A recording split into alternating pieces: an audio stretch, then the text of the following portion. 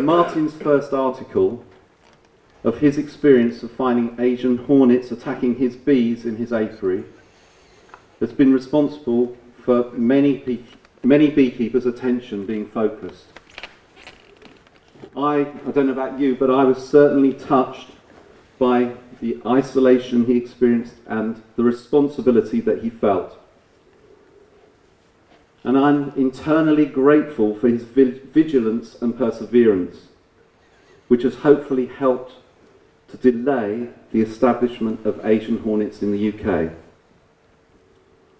Martyn's hard work and realisations have given us this opportunity to learn how to be creatively prepared for the next inevitable Asian hornet incursion. Over by the door there, there's a quote from a book that Jill and I have been reading while we've been preparing this meeting. And I'd just like to share that with you. There are two prerequisites for creative action: the readiness to not already know, and the readiness to persevere despite despair. Both of these are necessary, and if both aren't actively engaged with, there will be action, but it won't be creative. Ladies and gentlemen, please give a warm welcome to Martyn Hocking. I've never really had a trouble being heard, as you'll see. But anyway, my name's Martyn Hocking, and I am actually quite moved to be talking to you today, because as you'll see, I have no qualifications in beekeeping, and talking in front of an august bunch of people like yourselves with many, many years of experience is really quite humbling, and I am a little anxious, but I'll do the best I can for you. I have to thank Jill and Ken and Tony and Colin and a number of other people whose encouragement has actually ended up with me being in front of you today. I wrote some articles, and you put the articles out there, and you don't know who they touch or who reads them, but they responded, and I'm very appreciative of their support. When the Asian hornets arrived in Woolacombe, it was a very difficult time for me, and when the whole saga finished, it gave me an opportunity to stand back and question my own actions, which I made mistakes, my own knowledge, which was superficial, but also it made me question the plans that we've got in place, both locally and nationally, to give us a chance to hold this invasive species at bay. And I have to say, I'm here today because those plans, I feel, are less than satisfactory and could be made a lot more effective, and it would not cost anything. I think if I came here today and suggested that the National Bee Unit might want to spend 100,000 on this, that and the other, it wouldn't happen. But what I'm going to propose today with your support are things which won't cost anything. And I think that's an important thing to start with. Now, when the hornets came to Woolacombe, I was still recovering from a quadruple heart bypass in Durford Hospital. In fact, I haven't been wired up like this quite so much since intensive care some time ago. But I think it's okay for us to criticise an organisation like the National Health Service without denigrating the work done by our doctors and nurses. And we have representatives here today from the National Bee Unit, many of which, or all three that I've noticed, came to Woolacombe, and I would like to thank them for the work they do on our behalf, and also particularly for those people that actually came to Woolacombe in the late summer of last year. One of the things I would say is I'm on a fairly tight schedule here in terms of time. I've got quite a lot to present to you, and so although I would love to take your questions, it's important for us perhaps to wait until the end, and there is a section timetabled for your questions, and I will do my best to answer your questions honestly, even if I have to tell you that I haven't the foggiest of what the answer might be. But if you could wait until the end, please, that would help me, because I don't want to have to skip through a whole number of slides, because at the end, there are some important issues which I want to raise. Now, I've got a couple of things that really, once we've looked at these two next slides, we can all go home or at least have some cake. Because the next two slides encapsulate what I would like to see the changes. One, the first slide, there's absolutely no problem with, I don't think, for any of us. We can do this without national support. We can make the changes within our own local associations. It is this. I hope you can see it at the back. Difficult for some of you. You should have gone to Specsavers. You'll never guess who I bumped into Specsavers the other day. Everybody. Okay. My reasons for standing in front of you today, this is a first, and I'll read these two, just in case the people at the back are struggling. I would like to see more support at a local level for those beekeepers, like me, who needed support in getting confirmation of an Asian Hornet incursion. This will mean forming, it's a working title, but we've tried several, but we'll stay with this, Asian Hornet action teams. Bit of a mouthful there. This will mean forming Asian Hornet action teams within each local bee association. There are 11 in Devon and 7 in Cornwall, and I'm sure you know where they are. This support might include such things as confirming what has been seen, helping to get a photo or video, or best of all, obtaining a specimen insect. Putting out monitoring traps might also be an option if the hornets are predating and not at a hive site, as they weren't at Tetbury, but they were in Woolacombe. In some circumstances, the support team might be able to obtain some flight lines. Sending a report to the NNSS is not enough. This one much harder. I think we're going to hit the buffers with some of this. I would like to see the National Bee Unit begin a dialogue with local bee associations and the Asian Hornet teams, which we're going to set up, to see how they might be used to best effect in the process of identification, nest location and eradication, and to prepare for the day when far more resources are required than the National Bee Unit can deploy or financially support. We'll meet these slides again at the end of my talk, and hopefully when you see what I've got to say, you might see the reason why that second slide is there. A little bit about me. I'm not really on an ego trip here, but I think you need to place the context of the Asian Hornet incursion in Woolacombe in the context of my life, and also it might help you judge the reasons why I'm standing here today. I've had essentially two careers. The first 10 years was spent as a seafarer, as a navigating officer. I spent 5 years with P&O lines travelling to distant shores.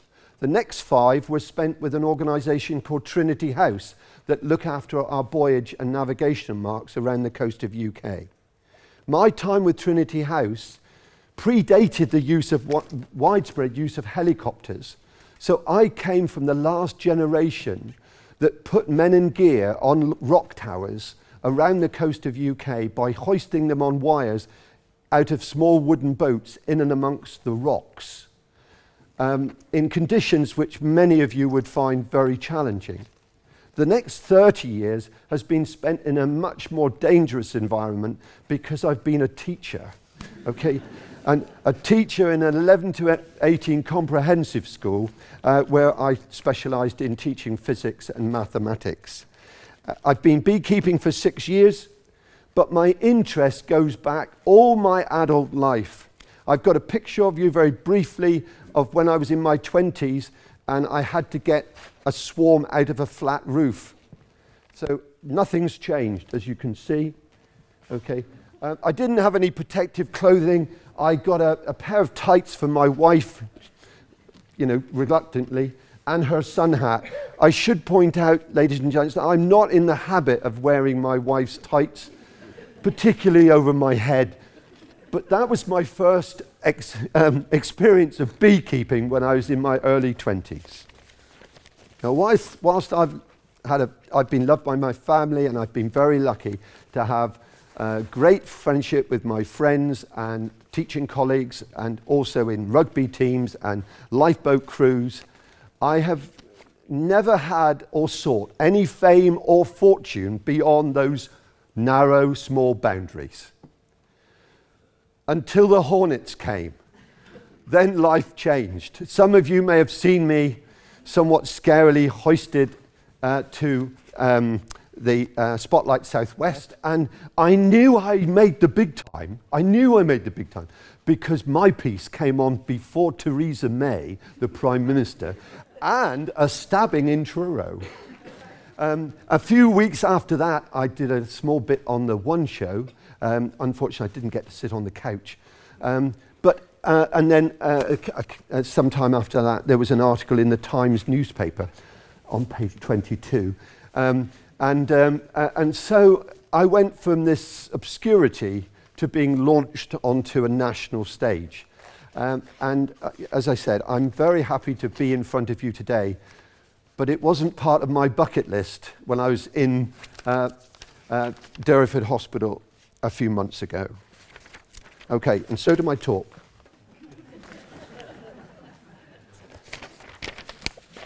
Now, I need to give you a brief description of the Woolacombe Hornet because many of you have not heard it, and it's important because that's why you're here. And if there are lessons to learn, it must come from the experience that I had. That's the only thing I can bring to you today is my experience, which was unique in terms of this room. I have 2 apiaries, in total something between 15 and 20 hives. Now, it's not that I can't count, but the numbers do, as you know, go up and down a bit. And there are about 15 hives up a valley, which some of you in the room know very well. And there's 1 hive behind the house in my bungalow. Now, I need to give you a geography lesson here, that Woolacombe consists basically of 2 valleys. So my arms are the valleys. Now, you're going to get wet soon, okay? My arms are the 2 valleys, and Woolacombe is nestled on a knuckle between these 2 valleys. You, actually, at the moment, are in the sea, okay? So you are the sea, enjoy, and Woolacombe is here. My home is just here in the Coomsgate Valley, and my hives are about a quarter of a mile further up. So I first saw the Hornets on the 16th of September when I was going up on an almost daily basis. Because I'm retired, I can go every day, unlike some of you I know that struggle to get up once a week. And I was there on the Saturday, and I noticed a dark insect go past me. And I cannot tell you what made me question. It's just that I didn't recognize it. And beekeepers are one of the few groups of people that do look out for insects. As you'll see later, thousands of people passed the hornet nest. No one saw the hornets. So all I was left with was, when I left the apiary, was this nagging thought. I wonder if it was an Asian hornet. And so I did what my generation often does. I looked at magazine articles. I didn't rush, as the younger ones perhaps amongst you, rush for the computer. I just looked up some magazine articles. And so the next day I was crouched down behind one of the hives lighting my smoker, and an Asian hornet came and just stood and sat on top of the lid. And I was able to mentally go through the key points of an Asian hornet. Now, Jill, because she's been stressed, has been making these, as you know. And the key points of an Asian hornet. It's so helpful, Jill. So helpful. Yellow legs. They weren't all twisted like this, but yellow legs. Yellow-orange, 4th segment. Highly segmented. Wings longer than the body. Well, she'll get the idea eventually. These are a little bit on the short side, but they're prototype. You have to work with the bottles that you've got in the kitchen. a mainly dark insect from above, predating on my honeybees. Now, if you can imagine, put yourself in that situation. I'm in North Devon.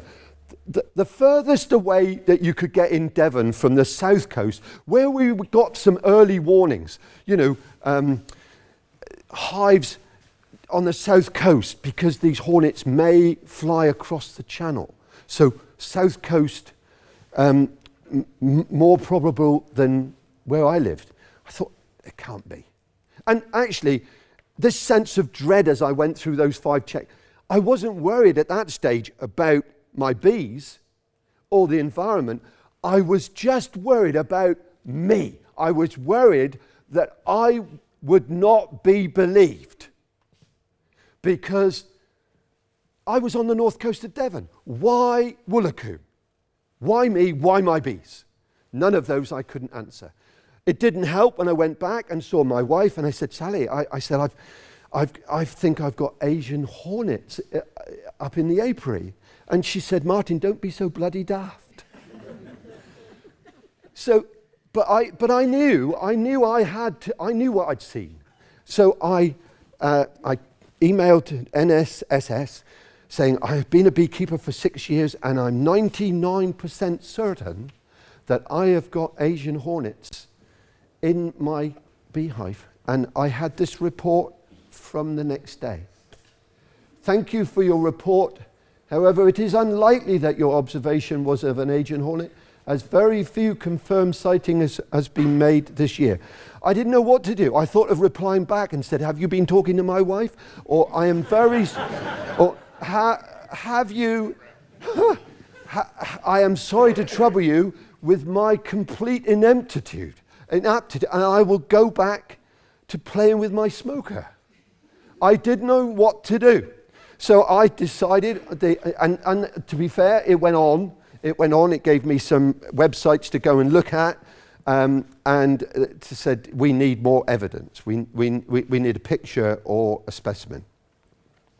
Interesting, if you want to get a specimen and you want to find out how to get a specimen,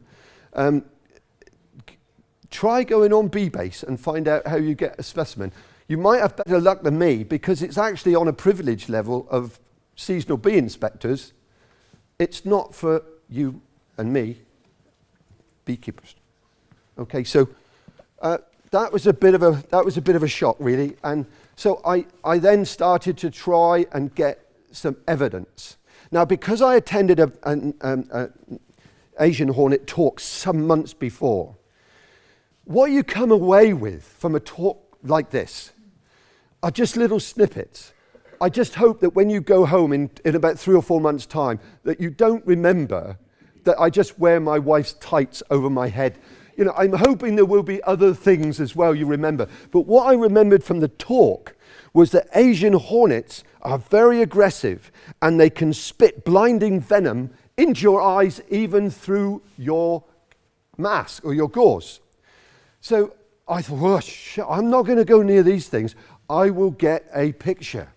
And the only camera that I've got available, like most young people, is this smartphone. Now, it's not modern by any means, although I was very proud of the time. And it is an iPhone. And I determined that I would get a picture on here of these Asian Hornets. I would point out also that that was another mistake. The weekend before, we had a cliff rescue right by my house. The new helicopter, the Coast Guard helicopter, was hovering almost overhead, and I failed to get a shot in the camera. I thought, what hope an insect. So, but then once you start off down a particular path, especially like me, you're in a panic, you make mistakes. And I was making mistakes. I made a lot in that week. Monday, I was up there. What you see is you see a hornet arrive at a hive. I'm not wired up on it. And you went, you're going to have to follow me. And you go there, and by the time you've put your numbers, well, first of all, you have to put your glasses down on your nose, of course. Then you have to put the numbers in the sunshine, which is not always easy. Then you pull up the camera icon. Then you try and find, first of all, the hive. And by that time, it's gone. It's gone. It's gone. 2 or 3 days of running up and down like Fraser from Dad's Army saying, we're doomed, we're doomed, because it was down to me. They didn't believe me. It was down to me. And on Wednesday, the local seasonal bee inspector, Leila Goss, came and she got there about 2 o'clock. It was pouring down with rain. No respectable hornet had left home. There was nothing there. But she did say that my report was credible. This insect is dark. Most of the time you will see them from above. You don't get this wonderful picture of a hornet perched on a branch that close. It's not going to be like that. You'll be looking down on them. If they're going away, it almost looks like a cigarette end that's just going away from you. They move very fast. They're incredibly agile creatures. They flit from here to here, and you don't see them in the middle. They disappear, and so they're hawking outside your hive. What they like to do is to go around the back of the hive, hover underneath, and as the bees come in, they grab them and go. It was very stressful. I just felt completely incompetent. But Leila did say that it was a credible response. By the weekend, I am getting really quite anxious and stressed. I really didn't know what to do. On the Wednesday, because Leila and I weren't able to see any hornets, I said, well, I need some more help. And so I did ask for help. But there are no structures in place at the moment for someone like me to access help. You might have somebody that you can phone up and they can be there in 2 minutes. If I'd had Chris Utting's telephone number, I don't know where you are, Chris, but if I had your telephone number, you would have been there probably in an hour. But it wasn't to hand. I'm in panic mode. All I'm doing is running up and down with a smartphone. So I determined at the weekend that what I would do is I would borrow a camera that doesn't switch off after 5 seconds, and I'd just stay in front of one hive, and I would click away when I thought a hornet was actually present. Interestingly, we were only having a discussion about this. I hadn't noticed any change in the wing beat. Normally when a drone comes in, you hear them, don't you? But I couldn't hear the hornets arrive, although there is some evidence that they've got technology now that can distinguish. I think Arnie or something are doing it. I couldn't, my ears never picked it up. They just came into my peripheral vision, and I was there, and I just clicked away.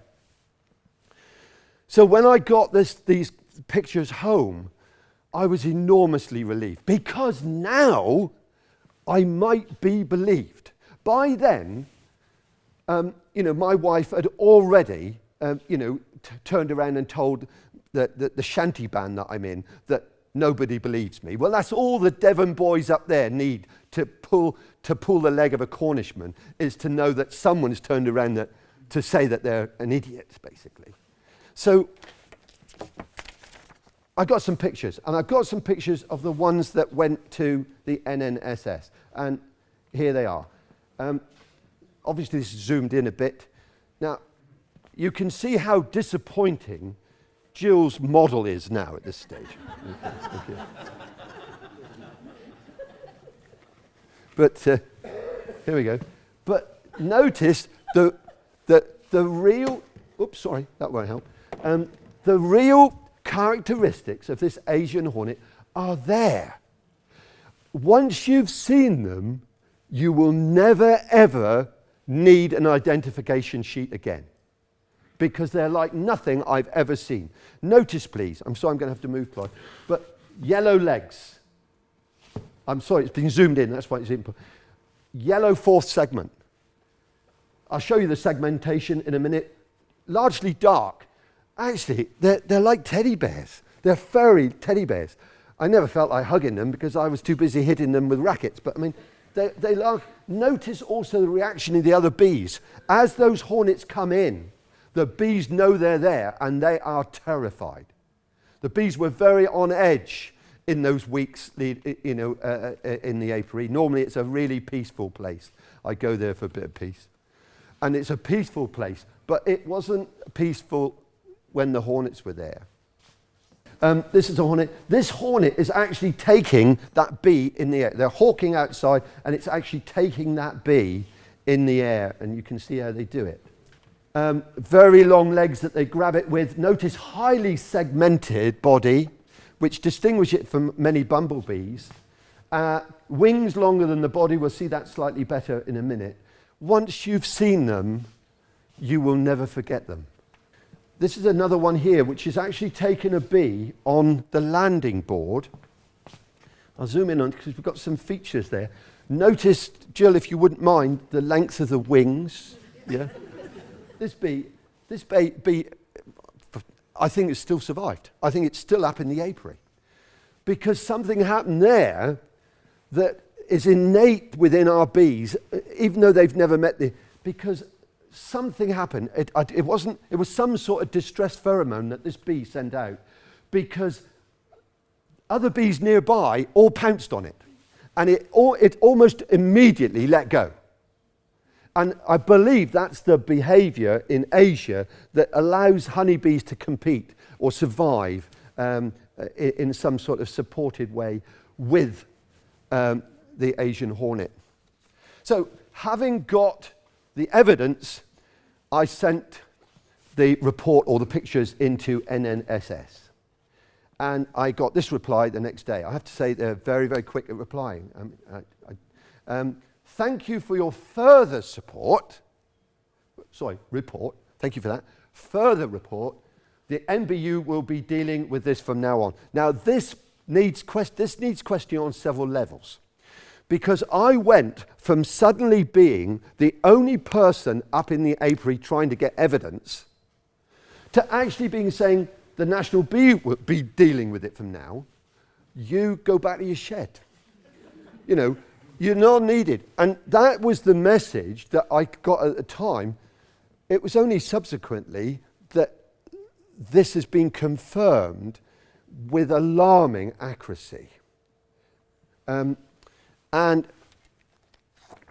we do need to look at these things. Now, when the Tetbury incident was announced, actually I don't need this now, do I? Can I just throw it over your shoulder? Oh, over my shoulder. Right, okay. Oh, that's so much nicer. Freedom. When the Tetbury incident was announced, as I expect you all got your texts and you got your emails and bits and pieces like this, I wasn't even interested. I was 100 miles away from Tetbury in my little valley up in Coomsgate with my bees, and it was nothing to do with me. And yet, ladies and gentlemen, the Woolacombe Hornets were not just my responsibility. They weren't just our responsibility as beekeepers. They are everybody's responsibilities. And that's a sea change that's actually got to get out there somehow. This is the text that you got. A beekeeper near Woolacombe had reported Asian hornets visiting his apiary, and the National Bee Unit would be putting in place its rapid and well-rehearsed protocol for finding and destroying the nest. Ladies and gents, it didn't seem very rapid to me. It didn't seem rapid at all. And the protocol that's mentioned there, I didn't know anything about. And worryingly, no one I've spoken to or had spoken to knows what this protocol is. There's been more bits of information now coming through from the National Bee Unit, but at the time I didn't know what the protocol meant. I was joined on the Monday morning. This went out, my report went to them on a Sunday, and on Monday morning I was joined by Leila again, and we started the process of trying to get a sample. Now, if I had only known what to do in terms of of catching a hornet, I could have saved a week. And in September, a week is valuable. Remember, we have to get to the nest before the new foundress queens are released. And that can happen anytime. Some commentators are saying that September is too late. But to be honest, we found them in September in Tetbury and we found them in Woolacombe in September. That seems to be the going rate at the moment. Because actually it's only in late August and September that they're predating on your bees. And that's just at the time when we all start to stop visiting the apiaries in the same way. So I was joined, and we managed to get, it took us all morning, but we managed to get a sample. And that got sent off to be tested for its DNA. We also, in the afternoon, started getting the first flight lines. Now, I'll describe this because this could be your job next year. When a hornet takes a bee in the air, he doesn't fly, she doesn't fly back to the hive with that bee. She moves to a bush 2 or 3 meters away, bracken, gorse, or whatever they could do. And what they do is they hang upside down with their long back legs and they bite off the abdomen. Takes about 20 seconds. So you're there thinking, go on, do your worst, do your worst. You have to wait and watch. And then they turn the bee around and bite its head off. So they're left with a thorax which contain the flight muscles and hence the protein. It's the protein that is the reason why the hornets are in your apiary. And they will then fly, if there are no immediate obstructions, they will fly back to the nest. If you have a compass there, you can get a compass bearing of that flight path, and with slight variations of contouring lands and stuff like this, you know the direction of the nest. Woolacombe, 2 valleys, my bees, the flight line was down the valley. That already meant that half the area that we had to search, because they're not great surfers, you know, we had reduced the amount of area we had to find. That during the coming days, we were able to get flight lines from other apiaries, and so we were able to triangulate those. And Nigel was able to show me a map, and he reckoned that the triangulation of the map would have put the nest within, or found the nest to within 40 meters. Now, we found the nest on Wednesday. I say we found the nest. I think it was found by Eleanor. She is the National Bee Unit's best thing that they've got in terms of a hornet whisperer. And she found the nest, and I was hugely relieved. So I was told on the Wednesday that they'd found the nest.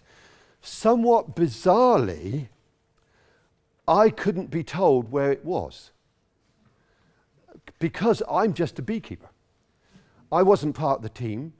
I wasn't part of the National Bee Unit. I couldn't be told where the hive, the nest was. Even though it was about 500 meters from my home. And I thought, I knew from my friendship that I'd built up over 2 or 3 days with the seasonal bee inspectors, that it wasn't that they had some personal hostility to me. It's the protocol, whatever that is. But I was delighted that that was the case. Now, I'm going to do something which may go absolutely fall flat on my face, but I love these time-lapse photography shots where you see a bulb come up, shoot, and it goes into a flower. I'm going to do the same orally for the 10 days while the hornets were in Woolacombe. So hold on to your seats. It's going to be quite quick, and I'm sure, and I'm going to read it as quick as I can. I could make an initial, I call it the invisible man for reasons you'll see. I could make an initial report to the NNSS and be rebuffed. I could continue trying to get further evidence unsupported, despite asking for help. I could get the evidence after a week and make a further report. I could work with the SBI to get a sample and initially stump up the £7 needed to post it. I could help get the first flight lines. I could arrange free parking and access to the National Trust land, supply contact details, visit most neighbours to tell them that the SBIs might visit their gardens. I spent hours looking up trees and in bushes and scanning ivy. I provided open house to all the inspectors throughout the time the SBIs were in Woolacombe. I put out and maintained monitoring traps, but I could not be told where the hornet nest was, even though it was in 500 meters from my home.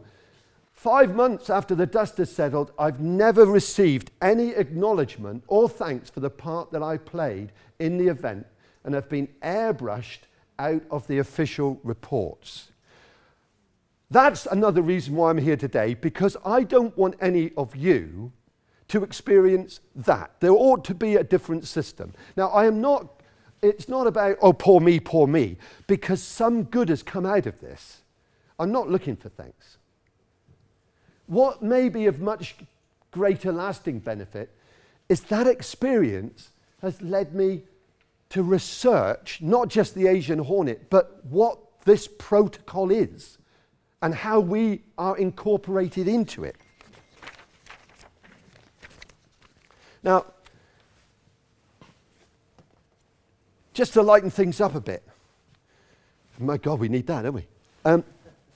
I would like you, please, if you all could do this, could you make some links in your head between three things? Donald Trump, Asian Hornets, and fire brigades. You know.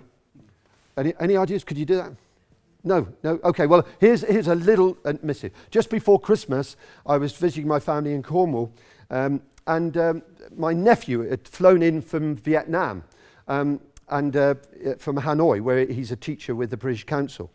And he was cursing because he had to leave Vietnam because of Donald Trump. He had to leave because the CIA insisted that all aliens were contacted to make sure that they had all their documentation.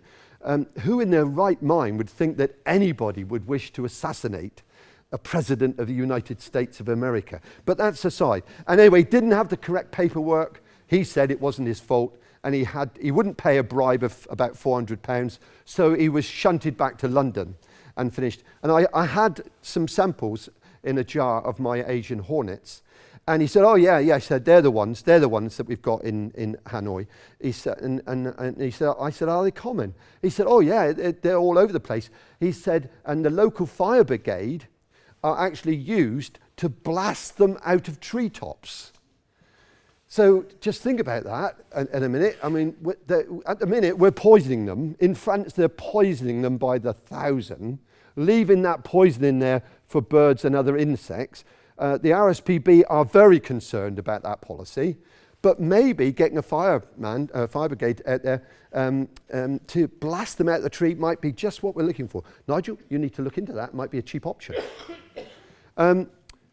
If any of you are firemen or you know a fireman, please could you pass on some fake news that the government are planning to add to their job description?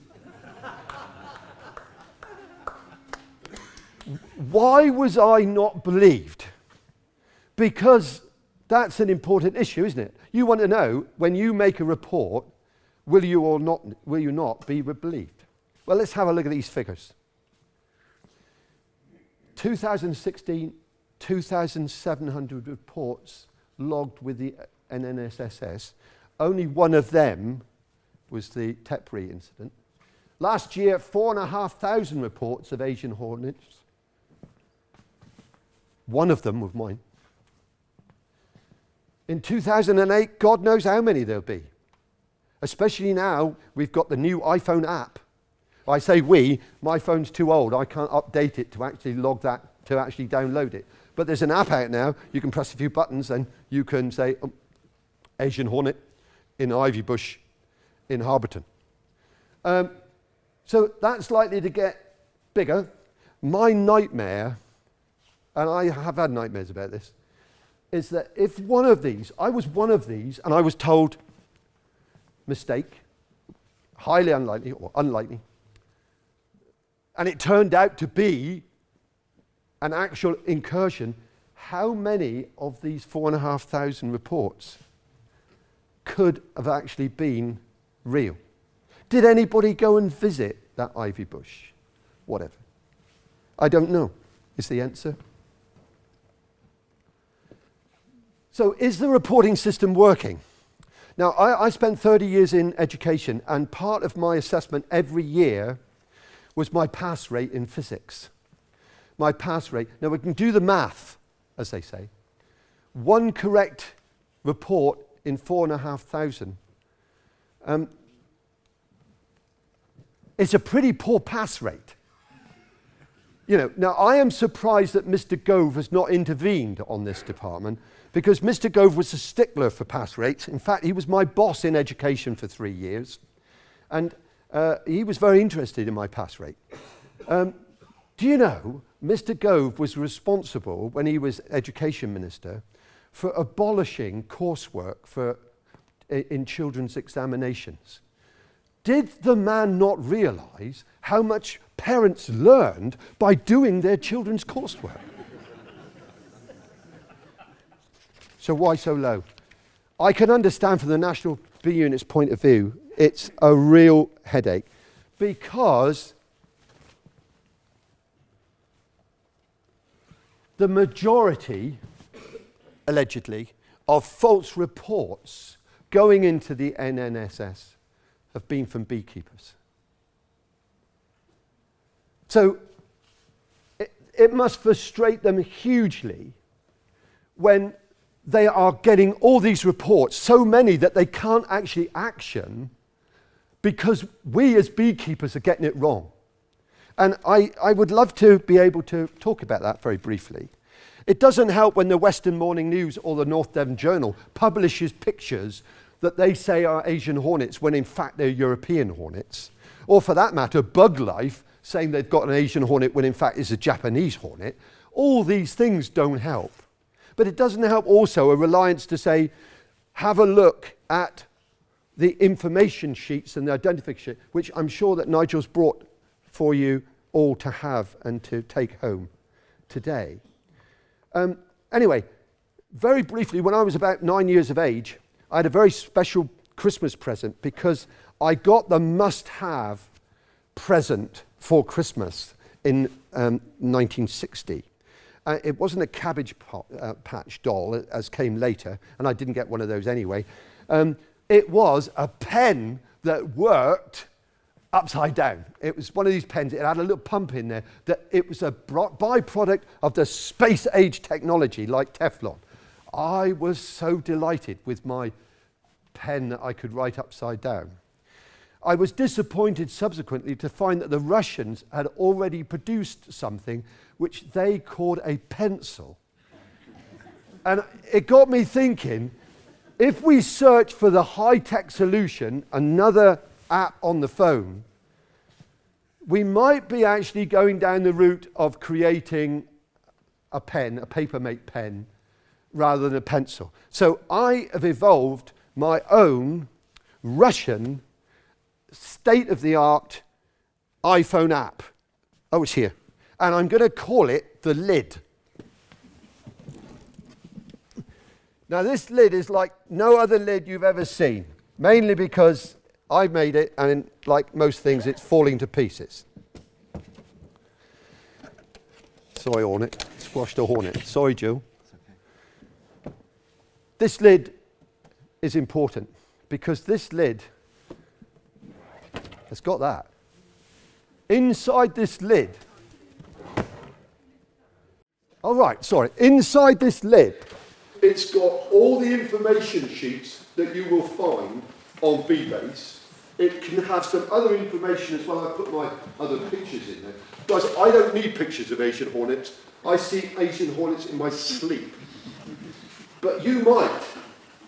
Now, every time you open this lid on this one hive in your apiary, every time you open it, you will get a reminder of what it looks like and a reminder to look for it. Now, this will work for the Asian hornet. I'm going to have a lid with the small hive beetle because although I've got a rough idea what it looks like, I'm not sure about the grubs with those little funny protuberances that are on the side. In there also, we could have a little, every time a seasonal bee inspector visits your hive, they could put in there your GPS position of that hive because they ask for that information on the iPhone app. Why do we always go down the high-tech solution when a low-tech solution would work very well? Ladies and gents, I commend you, the Lid. What is the role of beekeepers in the eradication protocol? I work with Leela to get a sample in flight lines. But what would be your role if they came to you? And the answer is none. You have no role, as far as I can see, in any of the documentation that would actually involve you into that process. The extent of the real damage, because so much, it didn't help the one show when the lady on there turned around and said, "Oh, poor little honeybees." Asian hornets are not just about honeybees. That's only 35% of their diet. 65% of it is across other insect species. The RSPB, although they are supporting our campaign, are saying we're interested not just about the honeybees, guys, we're interested about the environmental impact across the other species. So I'm going to crack on a bit. Lessons from France. I've got a couple of maps. I'd like you to look at this map, and I want you to compare some areas. This is the area of the Brittany Peninsula. And if I go back up again, if you quantify the area there and a line from Bristol down to Southampton, it's much the same sort of area. Now, in France last year, it might be interesting to actually assess what the problem they had with Asian hornets. We had one nest, Woolacombe, destroyed. What did they do? They had 900 nests destroyed. Densities of the nests. In urban areas, interestingly, they've got higher density in urban areas than the countryside. They think that this is due as much in part of less people to actually report than actually them being less hornets there. Let's put it down to football pitches. Covered by a dozen football pitches, I reckon there might be in an urban area 5 hornet nests. If we had this level of incursions, what actions would the government take? What resources would they be able to deploy? I would point out that in Tetbury, half of all the bee inspectors, seasonal ones, rocked up there, nice place, and it was new. How might we deal with 5 outbreaks 50 miles apart? Let's look at the criteria that the NNSPB, took a long time to work out what that was, Non-Native Species Planning Board. What are the factors to be taken into account when we go from preventing establishment to containment? These are the criteria. There's 5 of them. You can condense all 5 into a 4-letter word. Cost. Cost, this will be driven by cost. Like everything in our world at the moment is driven by cost and money, which we don't seem to have got. The government's assessment in 2012 about the Asian hornet, the risk of entry was very likely. Well, that could be updated because it's certain. It's here. Establishment, very likely. That means that a nest in Woolacombe could have produced foundress queens, and we could have had, by this year, next year, we could have 50 nests to deal with. In other words, we're then moving to containment. What is the spread? Rapid. What do we mean by rapid? Well, I've got a map. This is the map, and it's not very easy, but I'll just point it out to you. This is Tetbury.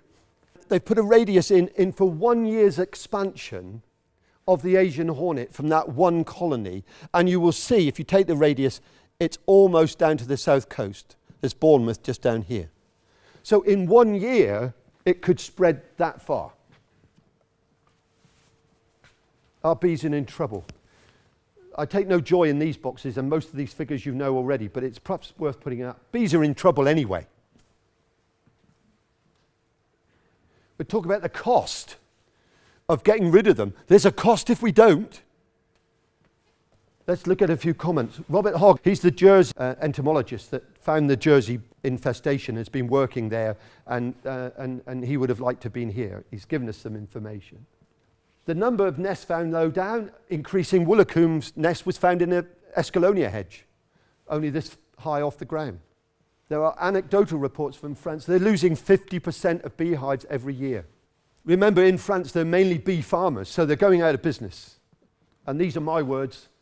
Asian hornets will clearly disrupt the established food webs, but this does not seem to be analysed or quantified.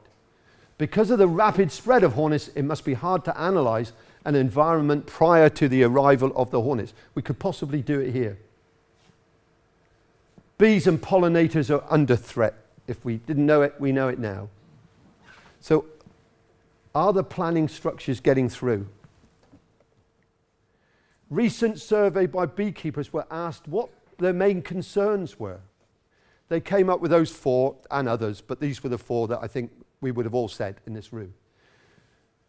But if we were going to quantify our concerns, how would you quantify the concerns? What's interesting is this.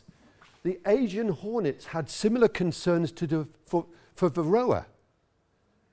I mean, that is nonsense. We can deal or not deal with Varroa.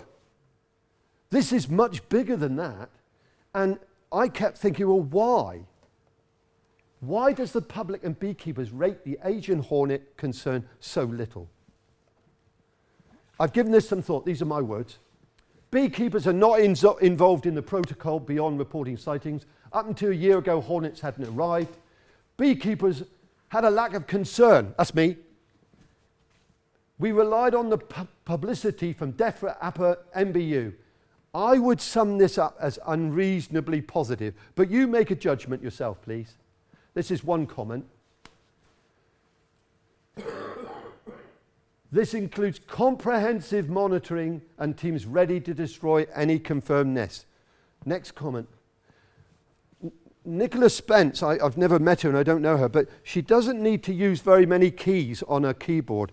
You know, Control A, Control C, and Control V, because they're much the same comments that came out after Tetbury. We have a well-established protocol, not that we know what it is, in place to eradicate them and control any potential spread. To me, 100 miles away from those pronouncements mean, problem, what problem? What change will the government decide if Asian hornets become contained? How do the protocols change? The answer is alarming. At the minute, the National Bee Unit will be there to help us. But if we are overwhelmed with this is the change. They're going to be helpful, but they won't be in a position to destroy active nests. They'll give you a list of firms that will come and do it, Rent-A-Kill, etc. But they ain't going to find your nests. They won't have the manpower.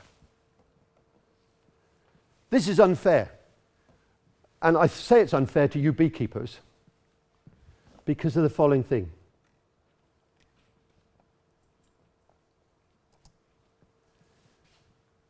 If beekeepers are left to battle with the Asian hornet unsupported, on their own,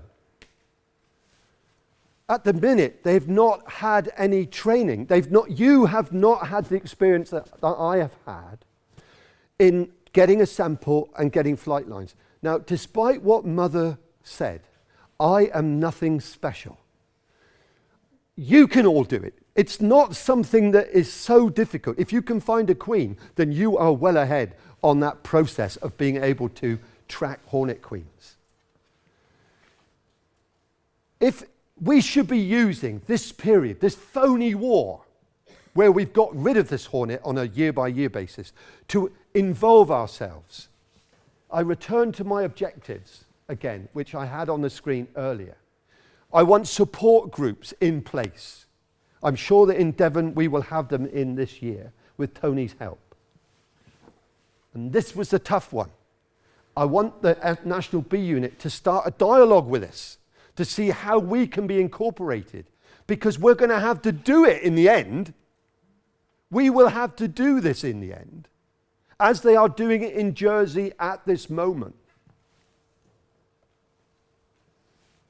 It's a win-win. If they can involve us, I think it's a win. After the hornets have been destroyed in Woolacombe, we had about 5 people in the control room in Ilfracombe, and there were 8 teams of 2, I believe, at times, out searching for the satellite nests. What if beekeepers were paired up 1-to-1 with a seasonal bee inspector? They could cover twice the area for the same number of people and the same cost.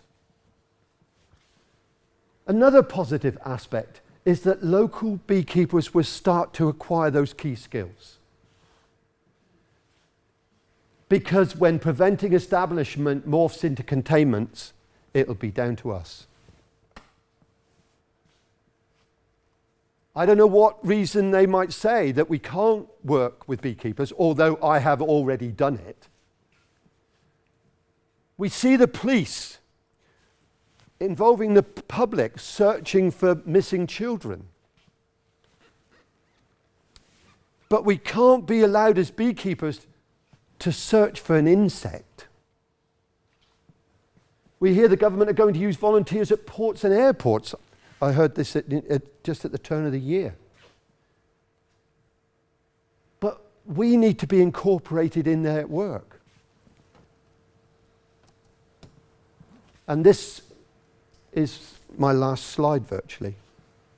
If the Asian Hornet becomes listed as being established without major changes in the policies of DEFRA Siege as the Centre for Ecology and Hydrology, and APA, then history may decide that they were part of the problem rather than part of the solution.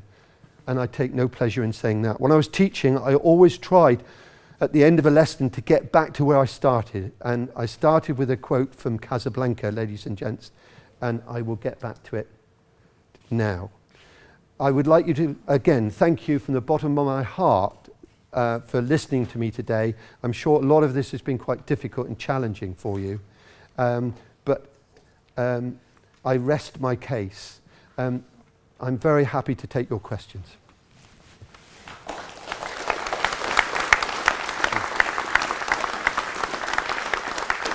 Thank you.